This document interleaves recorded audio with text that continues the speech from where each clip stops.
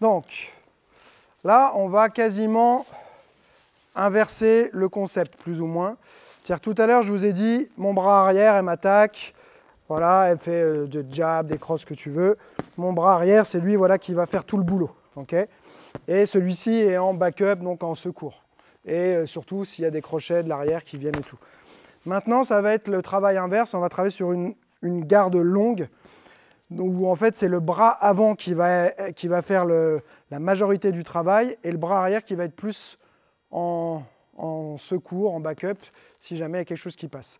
Donc là, vous allez pour le moment juste travailler votre défense sur des jab cross et vous allez avoir donc une garde ici, devant. Et en fait, l'idée, c'est d'imaginer qu'il y a un couloir dans lequel elle doit aller pour atteindre votre visage et c'est d'occuper ce couloir. Je ne cherche pas à faire des balayés comme ça et faire des grands mouvements. Je dois tout le temps rester dans le couloir ici et en fait la maintenir. Et je peux même, voilà, si je vois qu'elle veut s'approcher, hop, lui mettre la main voilà, devant le visage. Si d'un seul coup vous avez une main devant le visage, ça vous arrête, vous n'avez plus envie d'avancer. Ce qui est très important avec tout ce travail qu'on va faire, c'est que c'est une garde qui fonctionne, mais qui demande de garder sa mobilité. C'est-à-dire qu'il y a un moment où si je reste comme ça, bon, voilà, ça ne va pas marcher, d'accord? Donc, c'est vraiment très défensif, mais ça va vous rendre vraiment difficile à toucher si constamment vous êtes capable voilà, de réajuster la distance. Dès que vous voyez, hop. On verra après, bien sûr, comment gérer les crochets, mais pour le moment, vous voyez, et c'est si jamais je me suis fait avoir, hop, vas-y, ouais, que je vais utiliser mon bras arrière. Ce sera ma deuxième barrière de défense en quelque sorte. Donc il faut d'abord qu'elle arrive à passer mon bras avant, et ensuite je vais utiliser mon bras arrière si besoin. Okay, mais l'idée c'est d'avoir cette garde longue. Elle est utilisée en boxe anglaise. Ce n'est pas du tout ce qu'on voit le plus, mais il y a des grands boxeurs, même dans les champions actuels, Tyson Fury, il le fait beaucoup. Il est beaucoup là. On croit que c'est pour embêter l'autre. Non, c'est une vraie garde. C'est la longue garde en anglais, donc c'est la garde longue. Donc c'est une vraie garde. Il y a André Ward, qui était un excellent boxeur, qui est à la retraite maintenant, mais pas depuis très longtemps, qui l'utilisait très bien. Et la dernière fois, Canelo, qui s'est fait battre par Bivol. Et Bivol, c'est un maître là-dedans aussi. Donc voilà, des références en boxe anglaise. En boxe thaï, il y en a pas mal qui l'utilisent, qui vont aller faire coupler ça avec des mouvements comme ça, qui sont très bien pour défendre tout ce qui est coude et tout, mais qui offrent moins de possibilités de remise derrière. On a aussi la version où on vient mettre la main sur le front comme ça. On va commencer déjà avec le plus simple, c'est-à-dire que vous avez toujours cette main arrière qui est prête ici et l'autre qui est devant là. Okay, et donc juste ça, que des directs pour l'instant, gauche ou droite comme elle veut, et j'essaye de ne pas m'écarter de ma ligne.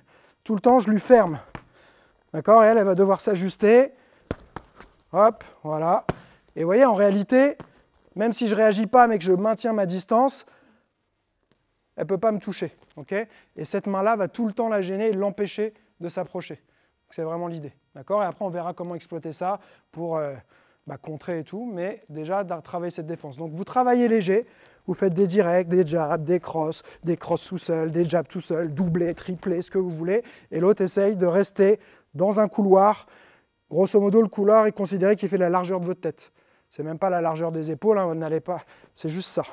On veut toucher votre tête, donc ça ne sert à rien pour l'instant d'aller sur des directs plus loin que ça. Tac, tac, tac, et je ferme. Et je peux fermer en croisé. Hein. Je peux fermer à l'extérieur.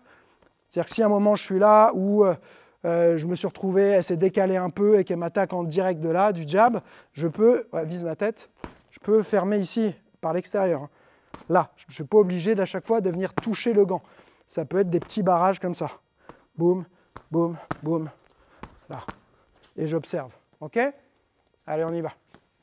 Laisse-moi te poser une question. Est-ce que tu as confiance en ta garde? Est-ce qu'elle te permet de bien te protéger? Est-ce qu'elle te permet aussi de bien voir les coups arriver? Parce que la boxe, c'est donner des coups, mais c'est aussi surtout ne pas en recevoir. Et pour ça, il faut avoir une bonne garde. Alors peut-être que la garde traditionnelle te convient bien, elle a des avantages, mais elle a aussi de gros inconvénients. Si on raisonne en termes de barrière de défense, quand tu es en garde traditionnelle, il n'y a rien qui empêche ton adversaire de se rapprocher de toi, il n'y a pas d'obstacle. Tu vas devoir te mettre en action, utiliser ton jab peut-être ou d'autres attaques pour l'empêcher de se rapprocher. Et si je te disais qu'il y a une autre garde qui n'est pas une garde conventionnelle, qui n'est pas une garde qui est enseignée, qu'on voit quelques champions par-ci par-là utilisée, mais qui est assez peu répandue et qui pourtant, elle, va frustrer énormément ton adversaire parce qu'elle met tout de suite une barrière à l'entrée. Il va chercher comment t'attaquer, il ne va pas trouver d'ouverture et tu vas du coup être beaucoup plus dur à toucher. Cette garde, c'est la longue garde et c'est le sujet de ma nouvelle formation. C'est une garde qui est peu répandue, qui est très peu enseignée et pourtant on voit quand même quelques champions actuels et du passé dans différentes disciplines l'utiliser avec beaucoup de succès. Elle a des avantages très intéressants. La première chose, c'est que ça va frustrer ton adversaire.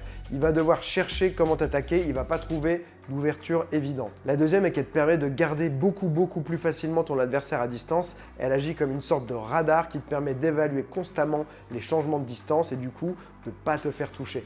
Et pour toi par contre, ça va te créer de belles ouvertures avec des contres dévastateurs. Dans cette formation, je t'explique comment l'utiliser à la perfection, aussi bien sur le point de vue défensif pour bloquer et éviter tous les coups que sur le point de vue offensif pour trouver des contres qui vont vraiment faire très mal. Alors si tu veux avoir une pleine confiance en ta garde et avoir une défense intouchable avec la longue garde, tu sais ce qu'il te reste à faire, prends cette formation, travaille sur les techniques et ensuite tu verras une grosse différence.